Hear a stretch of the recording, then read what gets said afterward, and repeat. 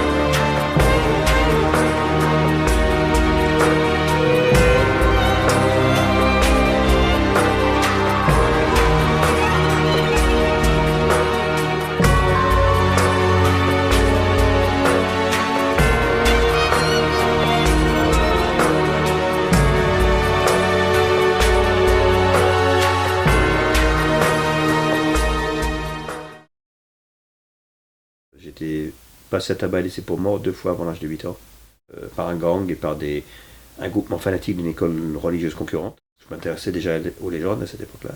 Je lisais les livres des contes et légendes, justement, et je me suis dit, c'est pas les créatures d'imaginaire qui sont le mal, c'est les vivants. Je me suis intéressé à la nature du mal dès l'âge de 7 ans.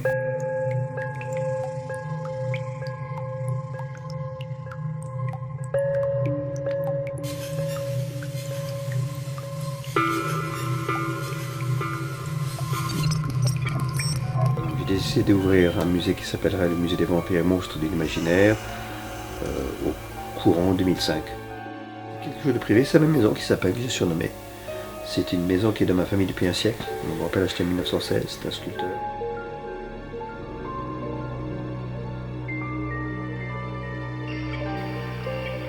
Le but, c'est qu'ils soient heureux d'y être venus, qu'ils aient moins peur des entités, parce que tout le monde a souvent peur des entités surnaturelles, qu'ils aient moins peur en partant qu'en arrivant. Et je pense que c'est ça, c'est que les gens apprennent à avoir confiance en eux. Ne pas avoir peur de leurs croyances. Les gens qui me disent, ah oui, nous ont hantés, on m'a dit que c'était ridicule, que j'étais superstitieux, que j'étais idiot. Je dis non, ça n'a rien à voir. Au contraire, les gens qui croient en certaines choses ont de l'imagination. Et l'imagination, c'est une force. Les gens qui ont de l'imagination ont souvent une grande sensibilité, ce qui peut être gênant, parce que les gens sensibles souffrent plus que les autres.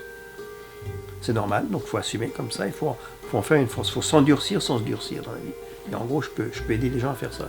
Ça commence par les enfants, qui ont souvent peur du monde extérieur parce qu'ils n'ont pas confiance, ils ont l'impression qu'ils n'ont pas leur place, qu'ils n'auront pas leur place.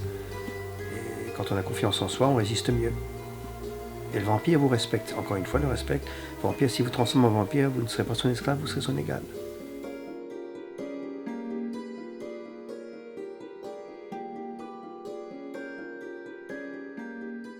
Les légendes, c'est beau. C'est des histoires d'amour et d'amitié qui se terminent généralement bien. Parce que l'important, c'est pas d'aimer, c'est de chercher quelqu'un à aimer. Parce que la quête du bonheur, c'est déjà le bonheur. Tandis que la quête de l'argent, tant que vous n'avez pas, vous n'êtes pas heureux, mine de rien. C'est ça qui est bien. Donc je dis à un enfant, t'as pas un chat? Il me dit oui.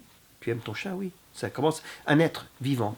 Vous endormez le soir, c'est ça le bonheur pour moi. Vous endormez le soir, vous fermez les yeux, vous dites qu'il y a quelqu'un au monde, ou un être qui m'est indispensable, il y a quelqu'un pour qui je suis indispensable, il y a quelqu'un que j'aime, il y a quelqu'un qui m'aime, c'est tout.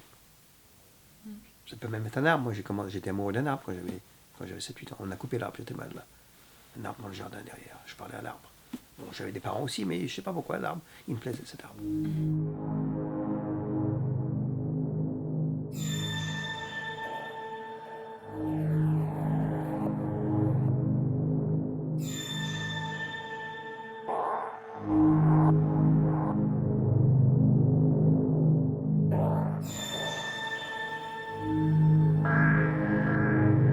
Un bouquin, ça ne sert à ne pas être seul. C'est toujours mon angoisse quand je viens ici, c'est tomber sur des enfants qui s'estiment être seuls au monde. Ils n'ont pas d'amis, ils n'ont pas de copains. Ils ont des parents qu'ils aiment, mais quelquefois, peut-être pas toujours. Un bouquin, on n'est pas seul. Il y a forcément dans un bouquin quelqu'un qui vous ressemble pour trouver le bon bouquin. La première femme que j'aimais, c'est Pauline dans la peau de chagrin de Balzac, que j'ai lu quand j'avais 10 ans. Le coup de foudre. Quelqu'un qui me ressemble un peu, comme le personnage de la peau de chagrin d'ailleurs, Raphaël de Valentin. Donc quand on a un bouquin, on se dit tiens, cette personne me ressemble, donc il existe quelque part. Donc je ne suis pas seul. Et après, vous trouvez des gens dans la vie réelle qui vous ressemblent. Les premiers amis que j'ai eus, c'est dans les bouquins. On n'est jamais seul avec un bouquin.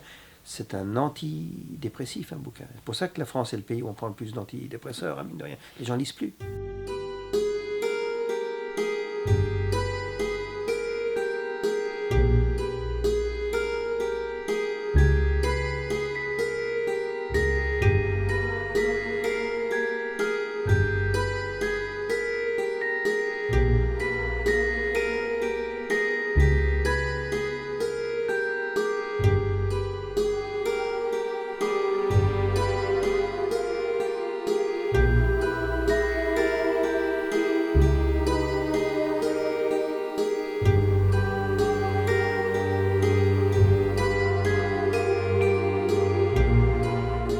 Il m'a apporté les seuls vrais amis que j'ai gardés, ce sont des gens que j'ai rencontrés depuis que j'ai ouvert ici. Le fait que j'ai toujours été moi-même, je n'ai jamais renié mes convictions, jamais. Cette famille, et que je n'écris que ce que je pense, je n'écris pas ce qu'on me demande d'écrire. Et je survis, je vis en quelque sorte, en étant ce que je veux être.